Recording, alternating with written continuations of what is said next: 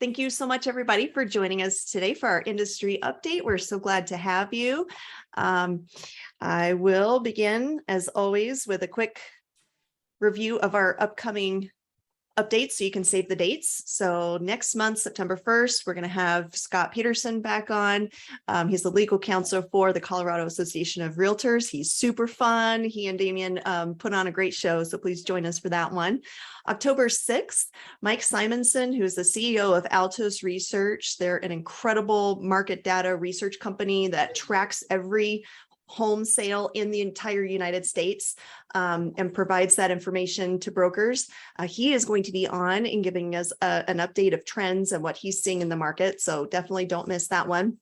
And like we just mentioned, November 3rd, Damien is going to be giving a quick update on just a few small form changes that are going to be happening for 2023. So save the dates for those. And with that, I'm going to introduce our speakers today. You'll notice that this is not Chris Gaddis, who I originally announced.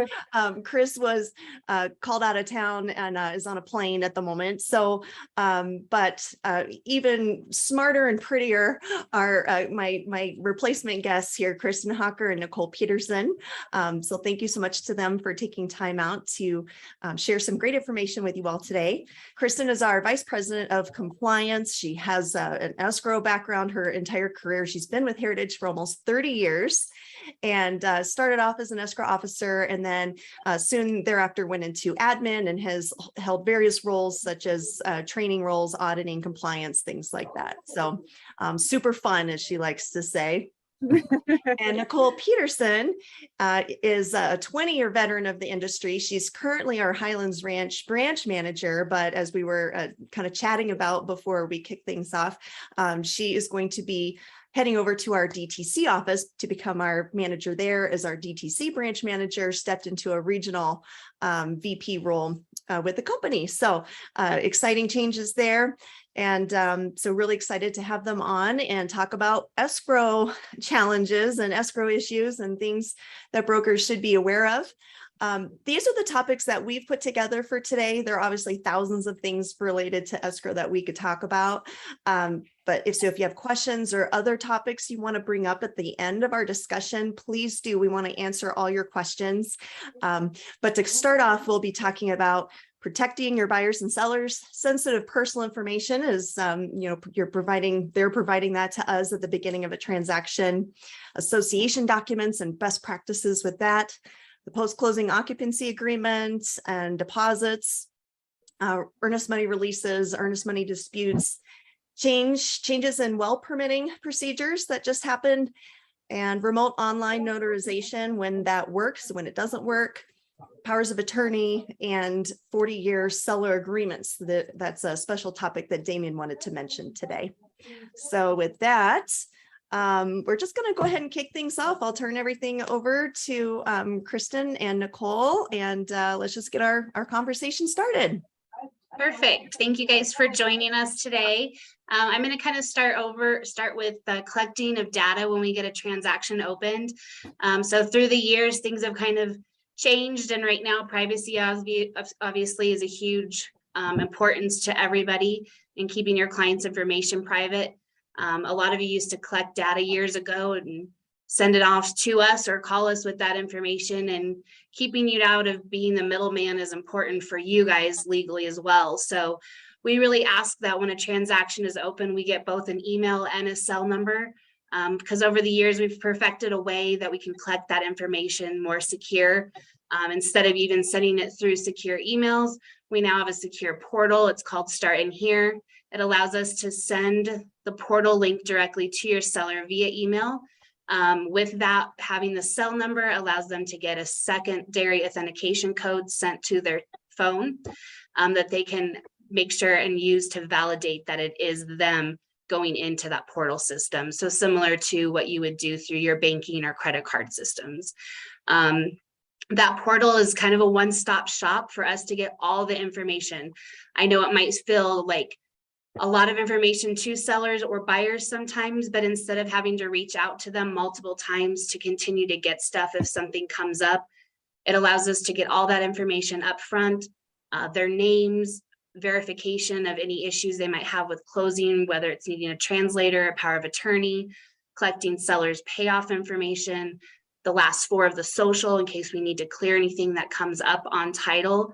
And that really is the best way to get all that information so that you guys are not involved and that we are not trying to send things via email or even secure email that does not have that double factor authentication involved.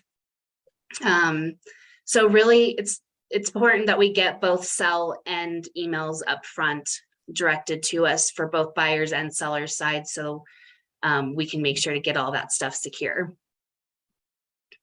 Right now, another thing that we're trying to help with avoiding any kind of fraud on transactions is we are double checking the address on record for sellers when the transactions come in.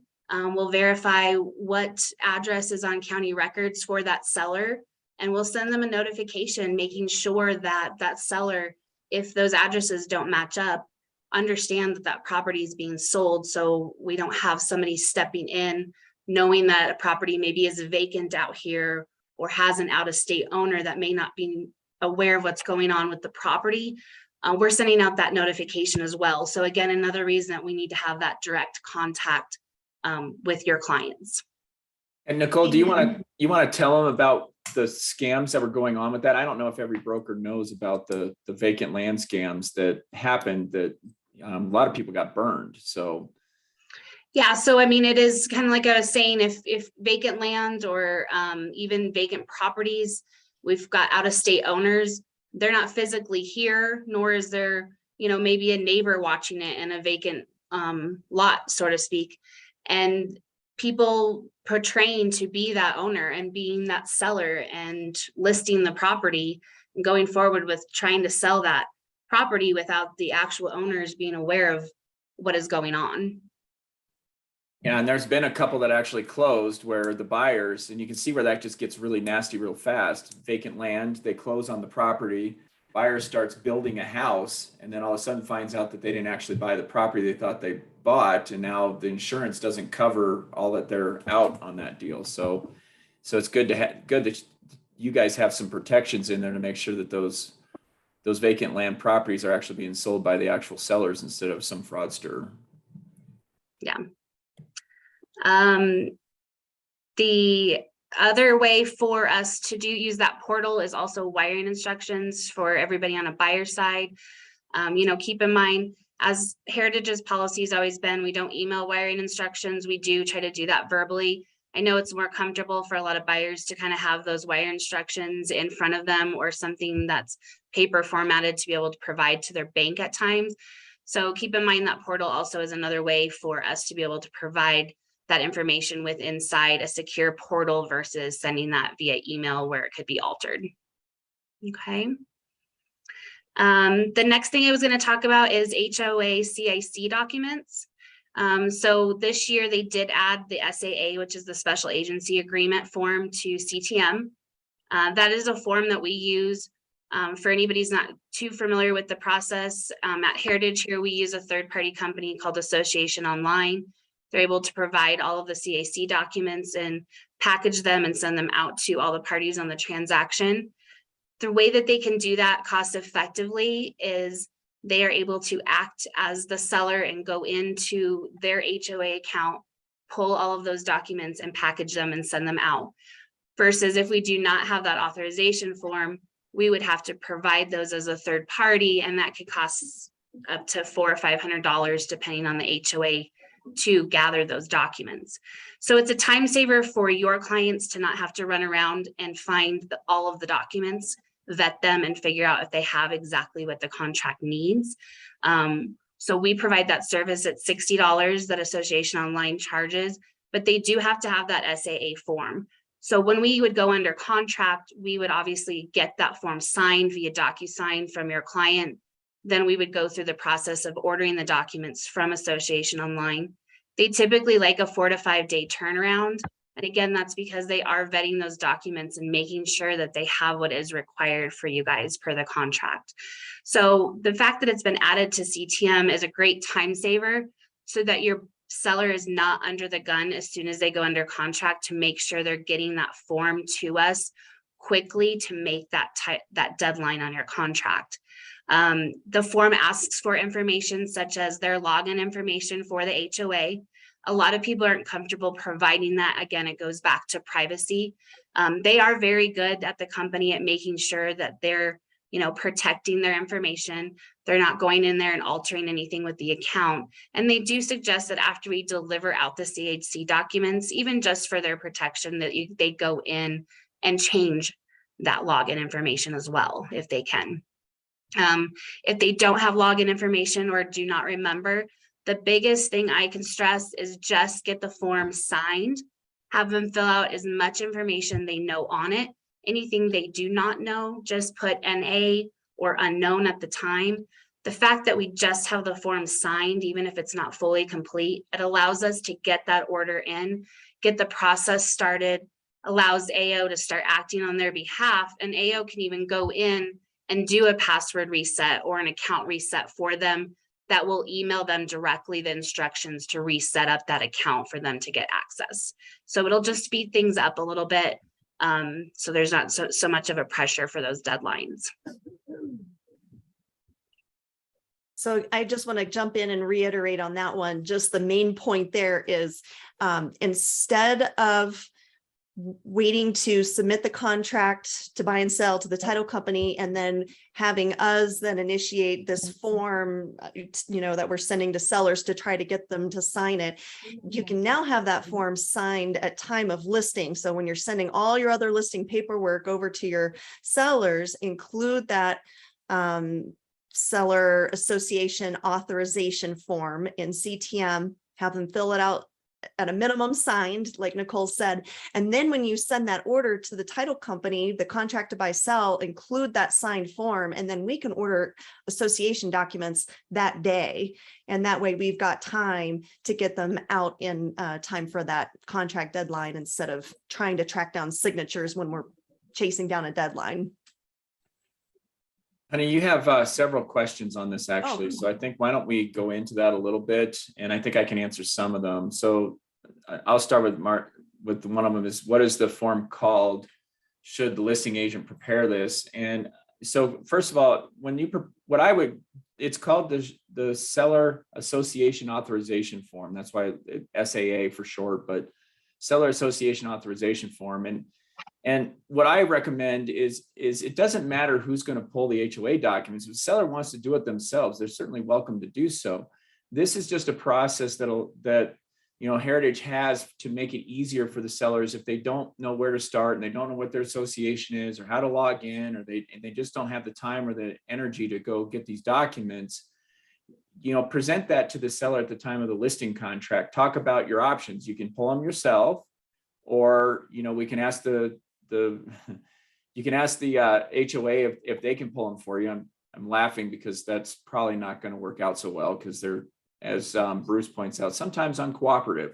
Or you can have Association Online do it, but let them have that choice. And if they choose the latter option, then have them complete the form, because just like you would with the seller's property disclosure, send over, you can put in their name and the date or whatever, but most of it's going to be stuff that they need to fill out, like their password or whatever it is that goes in the form, and let them fill it out and then get that started in the process right then, so that you can get that stuff working. So that's my suggestion on that form. And I don't know if Nicole, you have anything to add on that, or Kristen. Yeah, no, that's great. And to add to one of the questions, somebody asked if it was a power of attorney or a POA. It's an agency agreement. So it doesn't allow them to make changes on their accounts or that type of thing. It just simply allows them access to pull the documents. And keep in mind, be patient with the process too. It is very specific per management company. There are some management companies that do not allow the form, and there may be an association you're going to run into where the only choice is your sellers collecting the docs or us paying for them. There is also a couple management companies that require a direct login, meaning Association Online has to do an actual online joint login with your seller online with them to log into the account together. They don't allow them to do it without your seller present online with them. So it's not always an open shut case that the form solves it all. Sometimes there's little extra steps in there, but it doesn't allow AO to go in there and start changing your seller's account, changing any names on the account, anything like that. And the HOAs are obviously very protective of that as well. They don't let them go in and do things either. Maybe to touch on Bruce's question. So, the contract spells out the documents that are required. It is a seller requirement. The seller is to provide these documents to the buyer on or before the deadline in the contract. So the onus is on the seller, but the seller can choose to outsource that task, if you will, to a company like Association Online, for example, if they don't want to do it themselves. An advantage to an Association Online is that Association Online does an audit process on the documents that they pull. If anything is not available from the HOA, they go back to the HOA and say, we didn't see these 4 items on your website. Are they available? Do you not have them? And they document the file. They have E&O coverage in the event that they were to miss a document and cause some kind of cost to one of the parties. So there's some really nice protections there for both brokers and for the sellers and buyers. So Kristen, do you have a good answer for how we vetted Association Online? Well, it depends on what the question really means. By vetted, is it, have we audited them or anything like that? We have not. We've worked with them since, I think, 2017. We worked with them in the northern region mostly. We didn't outsource CIC docs to them at the time. We worked with them for several years. They are nationwide. Going back to what Nicole was saying before and what Damien said, the seller has an option to choose to hire them. We're not outsourcing our work to them. It's more of what's required by the contract for the seller that's going to them. So we haven't vetted them in a way that we would vet a normal vendor that we were sending our personal information to on our behalf. It's really, if the seller wants to use Association Online, they would have to vet them to decide whether or not they're comfortable with using them if they wanted a fully vetted company. But I can tell you, like Jill said, they have E&O, they have, if anybody's talked to the person who runs Association Online, she's a very conscientious person who, they're working very hard to provide a valuable service and to do it in the most efficient and cost-effective way and securely. Yeah, they were actually involved when we did the form of helping us understand what they needed and why, and removing some of the stuff that was putting clients potentially at risk. They were on board. I mean, I haven't vetted them as far as audits or anything else either, but I do find them to be a very conscientious company and a very reputable one. And you guys are not the only ones using them. Not that that matters, but. No, I think almost every title company in Colorado is using the major ones, I should say, some of the smaller ones. And like I said, they are nationwide as well. They provide similar services or sometimes just computer services to HOAs across the nation. There's another quick question. Oh, I guess Jill answered that. I just typed an answer to it. It is a real estate commission approved form. Yes. Not a heritage form. So there's another one here that I can help answer. But before we get to it, Jill, you want to talk about, I mean, you have a checklist, which I think would be helpful to go hand in hand with the SAA form. Can you talk about that a little bit and let people know what's available, what you have to help sellers understand what that obligation is? yeah, absolutely. Yeah, there's a paragraph in the contract that kind of lists in long form all the documents that are required for the seller to provide to the buyer. We've simplified that into kind of a bulleted checklist, and we call that our HOA Association Documents Checklist.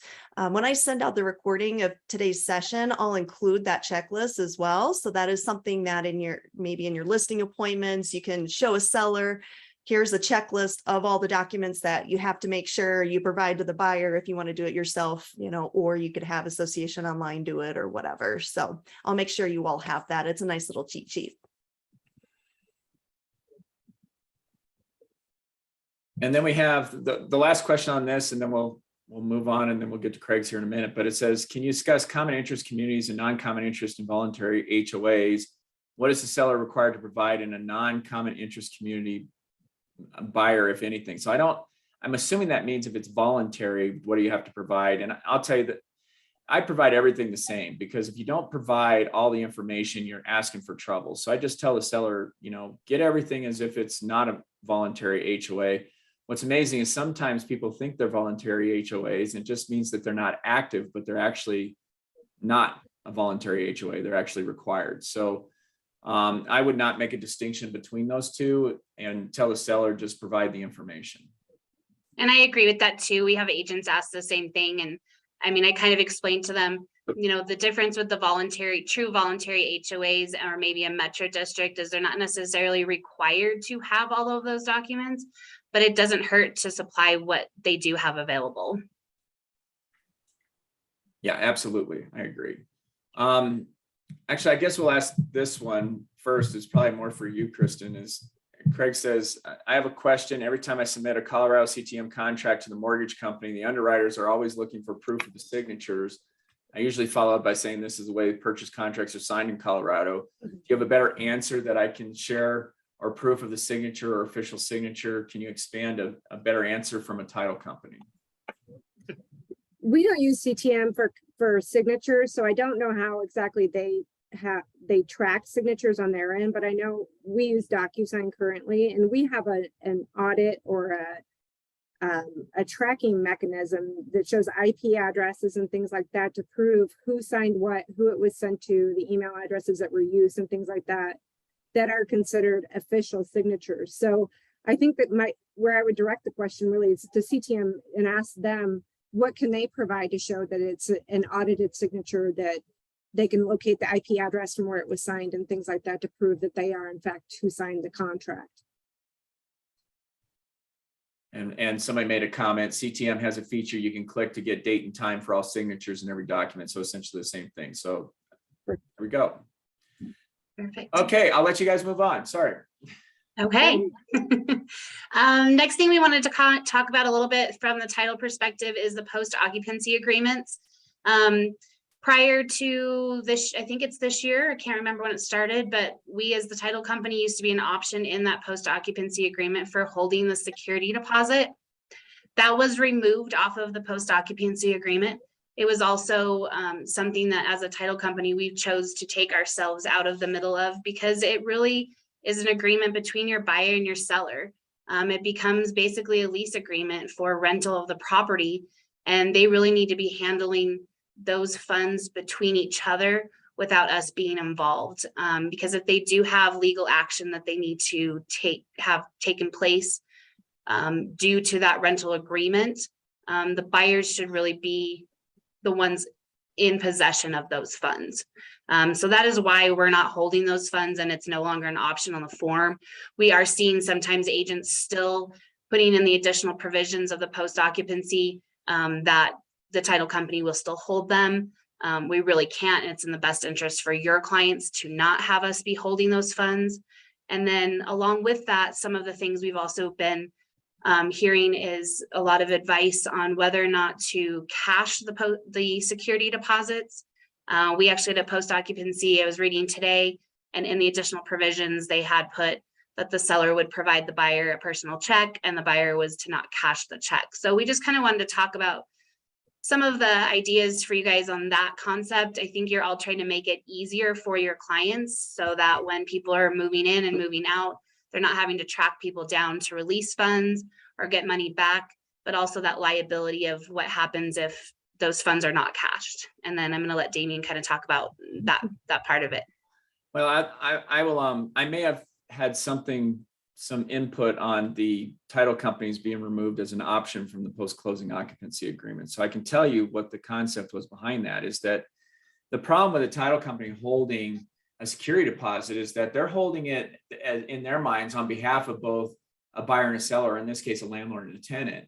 And when the landlord says, oh, that money's mine, and the tenant says, oh, that money's mine, then you run into a huge conflict with license law and also landlord tenant law.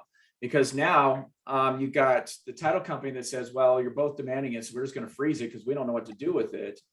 And the landlord now has an obligation to distribute the portion of the security deposit that is not in dispute back to the buyer, but the title company is just going to freeze it. Does everybody see where that puts the landlord at risk here? Because wait a minute, I'm supposed to distribute it and send out a letter that says what I'm doing with it, for the buyer's perspective, but they can't because the title company won't release it. So that's the reason it came out, is because it really kind of conflicted with landlord tenant law. As far as the check cashing stuff, first of all, if you represent the buyer, I mean, it's like any other landlord tenant issue. You should be depositing the money. I mean, it's a security deposit. That's what it's for. It's to ensure the obligations of the seller as they live in the property. So obviously that's the best bet.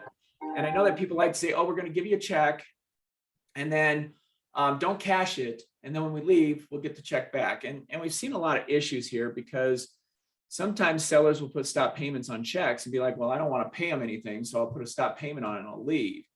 Well, now the seller's got some risk because in Colorado, there's what's called the bad check statute.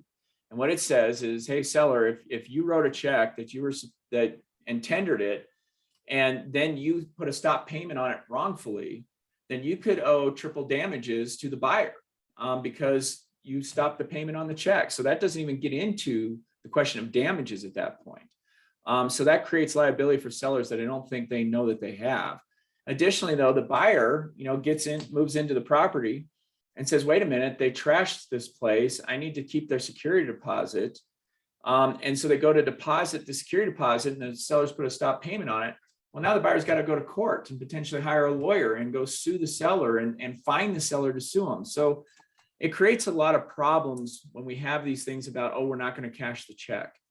One other thing that I've seen buyers, particularly in the market that we had going back a couple months when it was fast and furious and buyers were getting beat up and they were paying appraisal gap guarantees and escalation clauses and all this other stuff, is that the seller would move out and they'd say, you know what, I'm keeping the security deposit just because I got beat up and this is my chance to extract a pound of flesh from the seller myself. So I'm just going to keep it because I want to.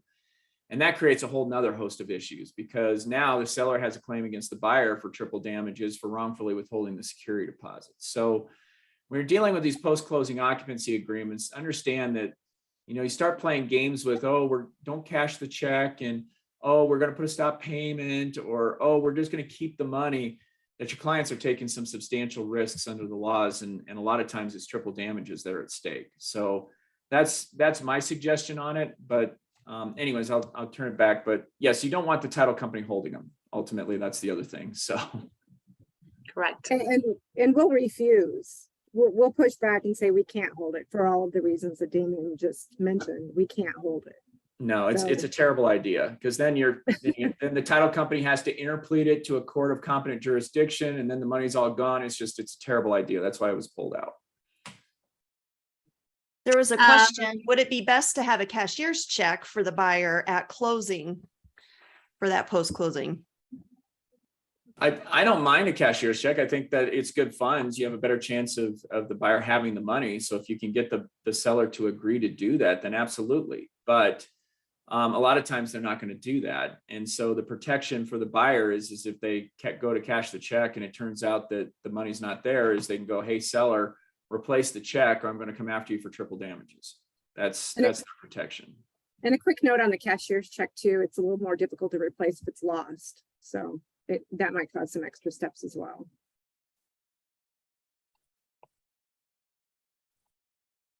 No other questions on that? So there's another question. Can the seller authorize title to cut the check from their proceeds? We prefer a debit credit on the settlement statements because it'll actually show the issue with that is we've got to make sure the lender has approved it for the buyer because the buyer's receiving funds from the escrow transaction. So if we do it as a debit credit, just like you're doing like a seller credit, that way it's fully aware to the lender that the buyer's receiving those funds. If the parties don't want the debit credit and the buyers want to actually walk out with a check, but they would like it to come out of the seller's proceeds, that is an option, but we have to make it very transparent to the lender and say, hey, on the seller's settlement statement, there is a check being cut to the buyer. So ultimately the lender's getting involved. I think the fastest, cleanest way is for it to probably happen outside of closing. Then there's that personal record between the buyer and the seller as well with those funds. But we'll do what is allowed by the lender. Good answer, Nicole. All right. All right, next topic. Next topic, talking about release of earnest money and earnest money disputes. Obviously, with a shift in the market, we're seeing more terminated contracts right now. Oftentimes we get a phone call explaining how the buyer is in default, or how, you know, and how the seller's entitled to the money, or vice versa. We can't find the seller, or the seller defaulted and the buyer's entitled to the money. The bottom line is we're a disinterested third party. We can't make a determination based on what happened between the buyer and the seller. We need mutual authorization to release earnest money when the contract is terminated. If we can't get mutual release, and that does happen sometimes. I know a seller will go MIA. They aren't calling the people back. They aren't calling the agent back, yada, yada, yada, whatever it may be. What we can do is we can hold the funds for 120 days. And as long as we haven't been notified that there's a dispute or anything like that, we can release the funds to the depositing party. So that's one option. If we have been notified that there is a dispute, what we'll do is we'll send a letter to all the parties, letting them know that if we haven't received a case number from the seller within 120 days, then we'll do the same thing. We'll release the funds to the depositing party after that expires. I think it's a good idea, Damien, if you want to remind him, we talked about this when the contract was changed, that if the seller withholds, that they could be liable if they withhold their authorization and that are not entitled to the money. Both ways, the buyer could also be liable, correct? Yeah, we updated the contract last year, and one of the big things we made is changes. You know, we've always had in there that the seller had, if there is no dispute over earnest money, then the seller has an obligation to sign the earnest money release within 3 days. But they've also added in the reciprocal that says if there is no dispute, the buyer has to sign the earnest money release within 3 days. And if they don't, what it does is it just says, well, you're in default, which means now we have attorney fees in play, that the defaulting party might have to pay the attorney fees of the prevailing party. So, you know, we've had this conversation about earnest money a lot, and most times it just isn't worth it for sellers to chase after earnest money. It just typically isn't. But if the seller really feels that they need to chase after the earnest money, they're going to have to prosecute their claim. And what I mean by that is they're going to have to actually move forward, either hire a lawyer or file in small claims court, or, you know, first send their demand for mediation. But they got to prosecute the claim and move it forward, because title company can't just be sitting there holding their earnest money waiting for what's happening. And so at some point they have to get it off their books, and that's why that contract has that 120 day in it to say, hey, after 120 days, if somebody hasn't prosecuted their claim, then this is what happens to the money, and it goes back to the buyer. So that's the default that they chose in the contract a long time ago, typically because it's usually the buyer that gets the money back, or it's the buyer's money to begin with. So that's why they chose it. But yeah, it's really important that, you know, if a seller really wants to fight over earnest money, which again, I don't think is a great idea, they got to just move things forward and prosecute it. So For a couple of questions that came up here, please discuss if earnest money goes hard, such as at acceptance or after inspection, what special issues does this create if the buyer terminates? David, do you want to talk about that, or you want me to? For us, it comes back to we need mutual release, Right. regardless. You're always going to need a mutual release, because, well, here's my problem with going hard, which is what I think a lot of people do, which sounds very inappropriate when you take it out of context. But the problem I have with it is that, you know, you still have a contract claim. And what happens if it went hard? So the earnest money went hard, but then the seller had an IRS lien that was covered and they can't close now. Does that mean the buyer really still doesn't get their money back, even though the seller actually couldn't convey the property and is now in default? I mean, that's why a title company just isn't going to take a position on this, because they don't know what the actual claims are the buyer saying that they're entitled to it back. Just because the contract says something doesn't mean that there's not a reason that the buyer might be able to argue that they get it. So that's why, anytime they'll just say, look, we need an earnest money release as to whatever you're going to do with it. So be careful when you use that language. And frankly, the only people that use that are the real estate brokers. A judge will have no idea what you mean when you say the earnest money went hard. They're going to say, so can I throw it through a window now? Is that what it means? Or and we say it's non-refundable or anything along those lines, even that, it's like, well, there's circumstances where it could be refundable. And so they just can't take a position on that. There's another question for Damien. If the seller doesn't authorize the return of earnest money, can their listing agent change the status to active in the MLS and start allowing showings and offers again? So this is my position on this. And I'll tell you that it differs amongst attorneys, even though I think mine's the better position because it's mine. So the way I look at it is this. If the seller doesn't sign the earnest money release, essentially what the seller is saying at that time is that, buyer, you did not have a right to terminate, or buyer, the contract is not terminated, or whatever the case may be, which means that the seller is not yet entitled to the earnest money. They're just saying, buyer, you didn't have a right to terminate. Well, if the buyer didn't have a right to terminate, that means that the contract is still valid until such time as the buyer actually defaults. There's only a couple places in the contract where a buyer can actually default, because if they blow past deadlines, that just means that the contract's still in full force and effect and they accepted those contingencies. The two places I know of are alternative earnest money deadline. They didn't deliver the earnest money on time. That means they're in default, or they didn't close. Those are really the only two places where, unless you have additional provisions or something else, it's the only two places where a buyer can actually be in default.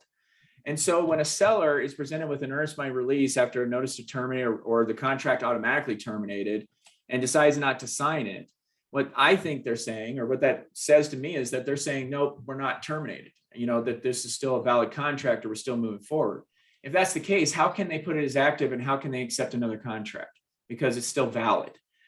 So the seller really needs to wait until that closing date expires. And once the closing date expires and now the buyer is in default because they didn't show up to closing, now they can go ahead and change it to active. Now they can accept other contracts. So hopefully that helps answer that question. I get that one a lot. And that's kind of the same for us too. If we're sitting on earnest money from a prior transaction as well, we really want proof of the termination of that first contract before we're letting another buyer close. Or expiration of the closing date. Right. Or expiration of the closing date. Right. All right. Doesn't look like there's Okay. any more questions now. We're going to talk real quick about the new well permit process. This is just a quick little FYI for those that are doing transactions outside of the Denver area. For the most part, it's going to be in the more rural communities where they have a well. Department of Water Resources, I think that's what it is, has changed their process. The process is going to be 100% online now. They do have an updated form that the way it was explained is that you can use the form and upload it with as much information as you have, but you still have to do the process online. The one thing that they went over at length is that they do need a buyer's email address in order to facilitate that process. So we asked them, and we didn't really get a great answer if the buyer is buying the property and they don't have an email, what the process will be. We got, well, maybe they could have their agent do it, or, mom or dad or a relative, they could have their email address. But again, going back to what Nicole said at the very beginning, is we really do need that contact information so that we can process your transaction effectively, efficiently, and completely, so that things like this don't come up after closing. Any questions on that? FRPTA.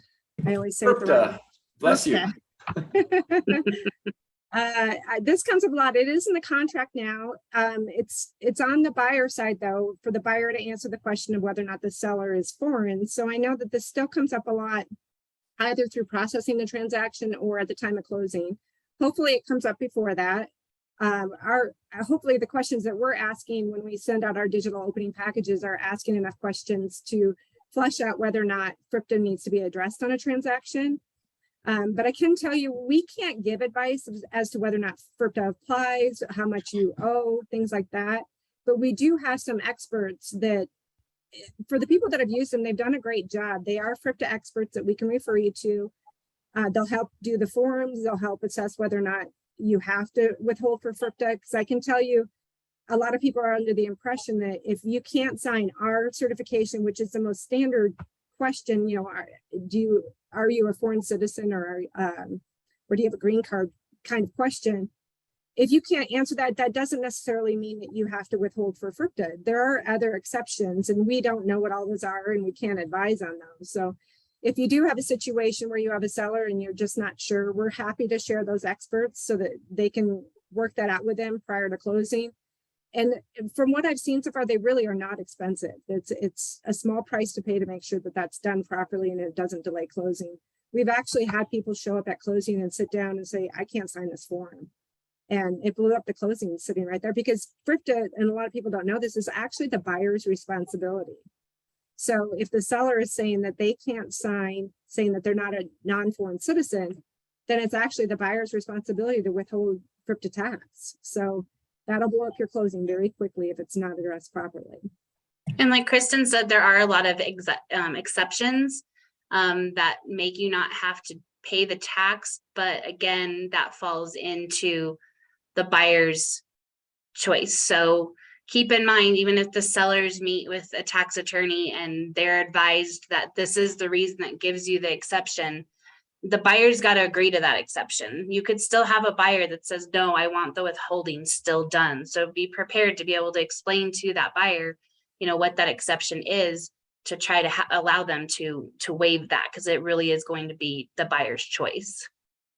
And one thing about that is that, you know, just because you withhold from FRPTA doesn't mean that money's gone either. I mean, once the seller files a tax return, they can get their money back. So for you listing brokers out there, you know, telling the seller, well, if the buyer wants to hold for FRPTA, even though you've applied for an exception that they just aren't comfortable with, let them withhold it, send it to the IRS, and you can just file your tax return and get that money back. I did want to follow up, Kristen, you said about the package that you send out originally to try and get that information. Can you talk a little bit more about that? Because I'm not sure a lot of brokers know what you send and where and why and how. And if they knew where it is, they would help them advise their clients earlier in the transaction instead of finding out in the 11th hour there's a problem. Well, the first thing we do is we check the contract, and hopefully we're checking the contract and we're asking additional questions. If we see something in there that says that they are not a U.S. citizen, FRPTA does or doesn't apply, we're asking those additional questions. But we do have two different ways of collecting information. And as Nicole mentioned earlier, our secure portal is the preferred way. And we call it the Start in Here package. It asks your social security numbers, forwarding addresses. It asks all kinds of tax questions, loan information, HOA information, whether or not you're going to use a power of attorney, whether or not you need an interpreter. And not to go off track here a little bit, but I don't know if everybody knows that in Colorado, we're required to have a notary that speaks the same language as the person who is signing. So that Start in Here package is really the best way to get us all the information so we can start asking additional questions as to whether or not FRPTA will apply, whether or not your sellers are going to be at closing, a power of attorney is needed, all of those things. And we have, even with the document that we send, sometimes if we're not given enough information to send the Start in Here package, which is the email address and the cell phone number, if we're not given that information, we'll send a seller information to close form. And even with that form, we seem to meet with a little bit of resistance as far as, oh, you don't have to give them all of that information. And we really do. We need all of the information that we're asking for in order to process your transaction correctly. Did that answer your question, Damon? Yeah, I think that's great. Just telling them to be aware of that's where it is. So we tell the seller, hey, look at that and make sure we answer those questions so we don't end up in a position where we have problems later. Yeah.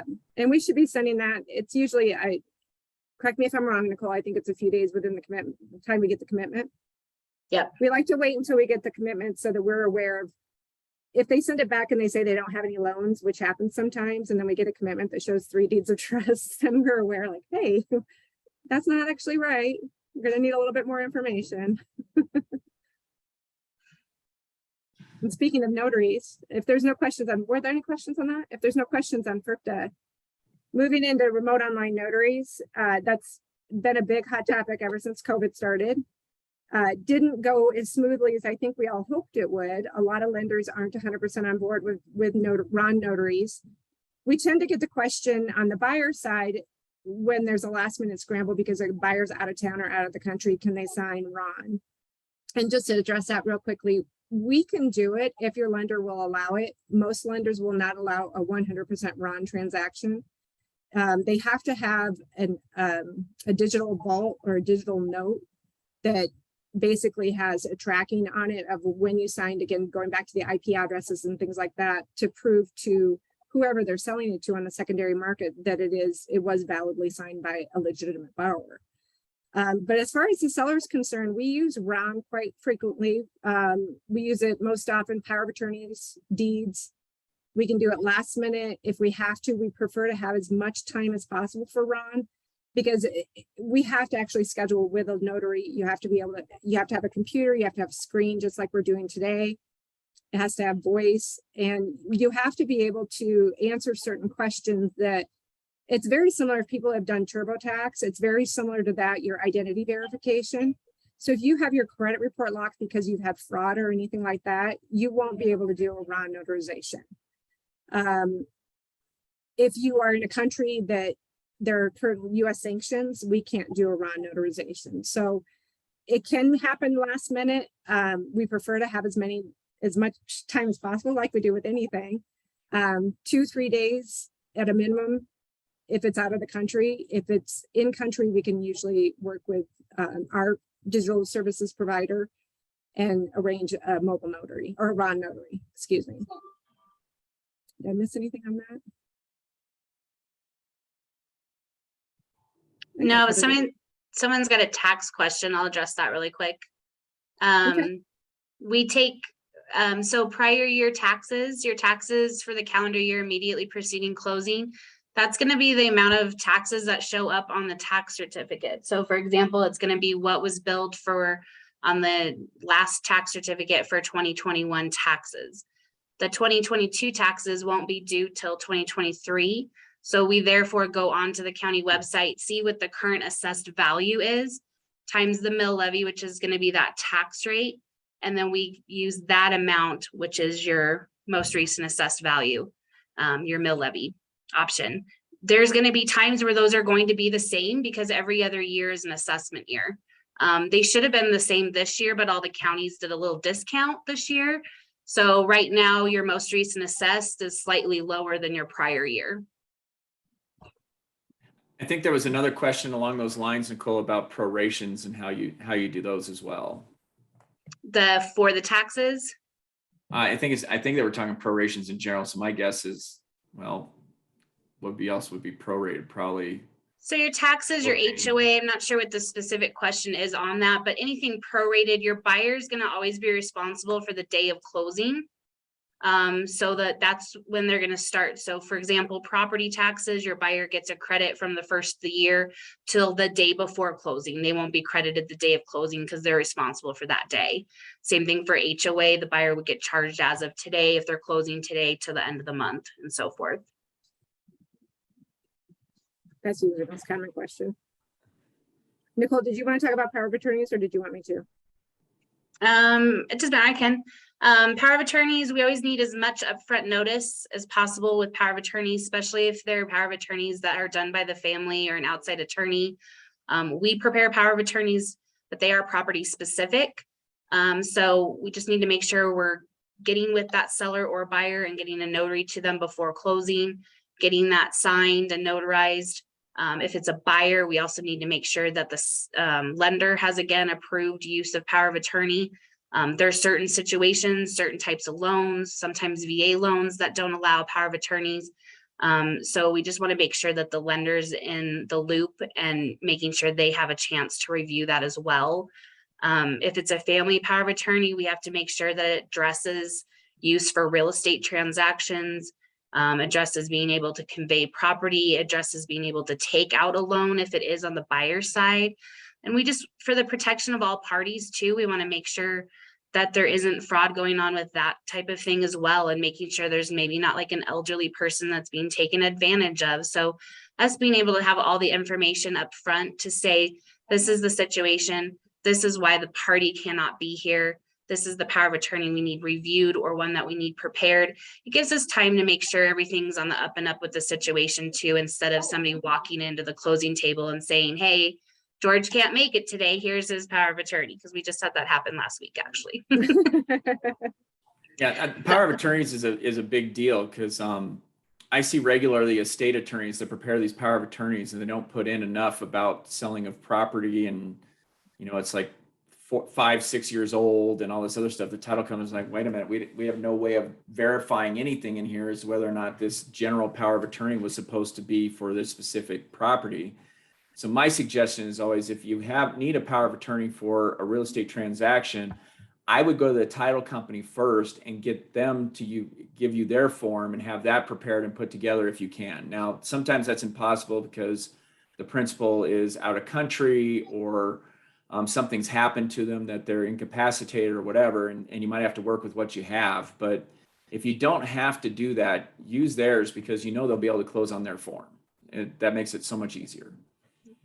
And know that we're here to protect the vested owner. So other things that I've run into quite a bit actually the last couple of months, especially with elderly sellers that might be have placed in care homes or that type of thing, where they have family members that are even gotten to the point where they're using financial power of attorneys and taking care of their finances and paying their bills and everything like that. Please keep in mind that when we close, although the power of attorney is signing on behalf of them, the funds from that transaction have to go into the bank account that has the name of that person that owns the property in it. We cannot deposit the funds into the power of attorney's account. And we run into that quite a bit. And I know people get emotional with that because they feel like they're trying to protect maybe a parent that has dementia that will spend the money or that type of thing. But we can't make those calls. We have to avoid somebody coming back and saying that somebody was taken advantage of as well. So, and then we also need to make sure that the party is still alive when a power of attorney is brought into us as well, because the power of attorney does not, survive death. Once they have passed away, that power of attorney is no longer valid.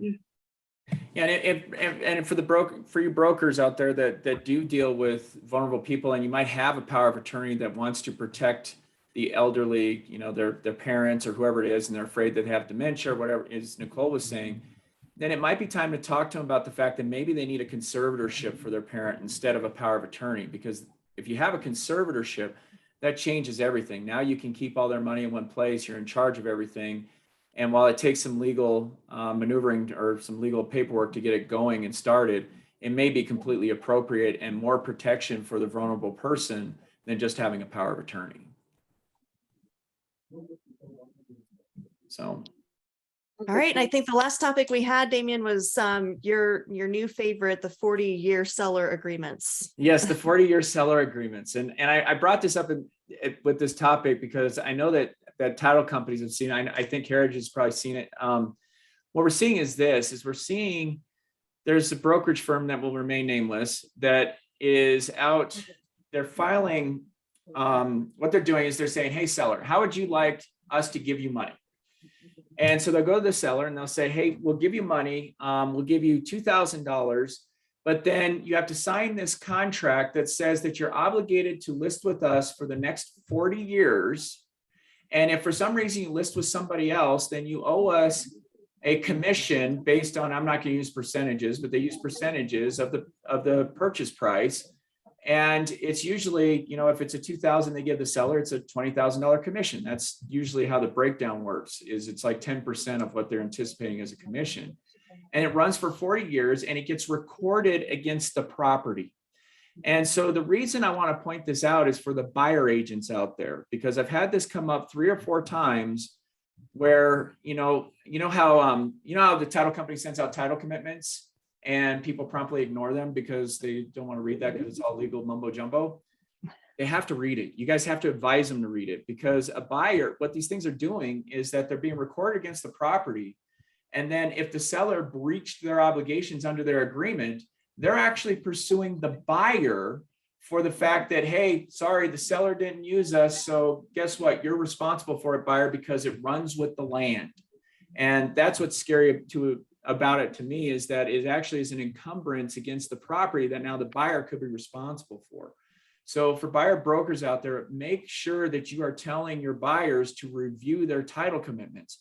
Make sure they're looking at the exceptions. And if you see something weird on there, or they see something weird, because obviously there's investigators, I'm sure, on this, you're not supposed to be reviewing title, but tell them if there's something weird on there, have a conversation with somebody, go look at it, go talk to the title company, talk to the title department, call Kristen, call Nicole. I'm sure they'll love that. But, hey, what is this? And see if you can get that stupid thing removed, or find out what the obligation could be on that, because they're very dangerous. I'll tell you, I don't think they're legal. I think they have all sorts of problems as far as enforcement.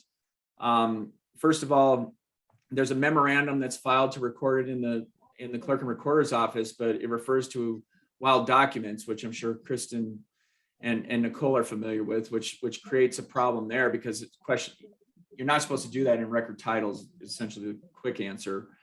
But these documents are just, it's a little scary for these buyers, because they could be taking it subject to that and then end up having that obligation after the fact. I also think it's a violation, probably because it's a brokerage firm that's doing this. I think it's probably a violation under the license law for them as well. But we'll hear at some point when they get a complaint or a lawsuit filed against them as to whether it works or not. But I'd stay, just be aware that that's another reason to have buyers reviewing their title commitments very thoroughly, because they could be on the hook for those kind of things. And then I think there's some questions on this. Can a letter, I don't know what between neighbors about use of land be recorded? Well, you can record anything. I mean, you can record a napkin if you really want to. That's the theory behind it. So yeah, it could be recorded. Neighbors are going to record letters between them. I'd be careful, because it could cause some kind of slander of title or spurious lien claims, depending on what they're recording. So you always want to be careful when people are recording that. And you certainly don't want to be the one advising them to do so. On the other one, it says, does it create a title issue? It doesn't create a title issue. It just creates this lien or this obligation that the buyer is taking the property subject to. And that's what's really scary about it. So it creates a title issue, but not one that necessarily will stop a closing. And then the question is, but if the property is encumbered, why doesn't it have to be paid at closing? And the simple answer is because it's a memorandum of an agreement that says that the seller has obligations under a contract. So it doesn't create a lien. They didn't do this with a note and deed of trust or any other regular way of encumbering a property with a monetary encumbrance. They did it as a memorandum of agreement. So that's the reason, these are so scary, is the title company's like, I don't know what to do with this. It's just an agreement between a buyer and seller, or a seller in this company that runs with the land. So we're just going to call it an exception. And so that's why you got to look out for them. And that's why it is important to look at your exceptions. And if something does look strange, I always tell people, if something has somebody's individual name, says the word contract, a lot of those items are things that should jump out at you to check and ask more questions about. The hard thing that we see sometimes is, especially on the buy side, we get a lot of emails of, hey, can you look at this commitment and let us know if it looks okay? Well, I'll tell you if the requirements look okay, but the exceptions, there may be an exception on there that somebody's not okay with that maybe I would be okay with, or vice versa. So I can't just give you that blanket answer, because it might be something you should be concerned about. We can certainly dive into the ones that you are concerned about and get you more information and more detail on it. Because if you think about it, if you were on a listing side, you're not going to want your closer at the title company to say to Mr. Buyer, oh yeah, I think you should be concerned about these 3 exceptions and kill your deal. So we're not going to do that for you. So you guys do need to look at them. Yeah, that's a great point, Nicole, because I mean, some people like pink houses, some don't. So if the covenants say no pink houses, it's subjective. And I'll tell you, a lot of lawyers won't review covenants for that reason, because it's subjective. It really is incumbent upon the buyer to review all of those documents, do all of the reading, and then they come up with something. They're like, gosh, I got questions about this. What does this mean? Then ask the questions, then go to Nicole and say, hey, we're not really understanding this. Can you help us find somebody that can help us understand it? And if the title company isn't enough to help you understand something, then you got to tell the buyer to go talk to a lawyer. I mean, that's what they're supposed to do. So Damien and I drafted several years ago, and most of my clients have this already, but if you don't have this, I wrote a letter that you can send on your behalf to your buyers that explains the title commitment and what sections they need to kind of look out for and what they should be looking for in their title commitment. Gives you a little bit of CYA because it explains what that you're not reviewing and giving legal advice on the commitment, that you're not allowed to do that. But also points out to your buyer what they need to look out for. So if you want a copy of that letter, let me know. I'm happy to share it with you. I think those are all the topics that we had. Oh, let's see. We've got a couple questions coming in. How can that document be valid when it concerns that particular seller? well, so first of all, I don't know. I mean, there's questions of validity or not, but what it is it's an encumbrance. I mean, it just is an exception that the title company will pick up against the property, but it says it runs with the land. It doesn't say that it ends at any time. That's why, yes, it creates a problem. And then I'll let you go with the rest, honey. Yeah, I'm going to put my email address in the chat. And if you want that letter, shoot me an email and I'll just respond and attach it for you.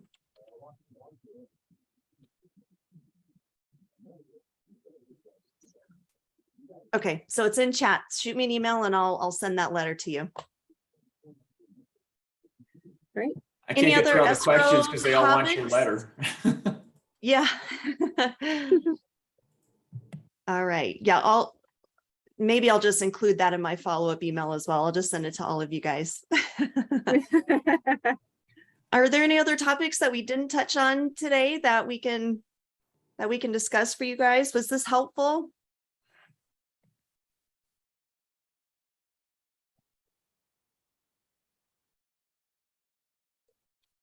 Okay. Looks like Well, we're done. yeah, I think we're done. Okay, perfect. Well, thank you Thanks, so much, everyone. everybody, for joining us. We really do you. hope you got a lot out of this. Oh, did somebody say something? Oh, Hugh Valley raised his hand. Let me see if I can. Hold on one second. Okay, Hugh. I just said, great, thank you. I couldn't find the thumbs up sign. Thank you. Awesome. Thanks, everyone. Thank you. All right. Well, thanks again for joining us. We'll hopefully get to see you next month. And if you do have a transaction coming up, we know you've got a lot of title companies to choose from, but please consider Heritage. We would love a chance to work with you and show you what our team of experts are all about. So thanks, everybody. Have a great rest of your week. Thanks, all.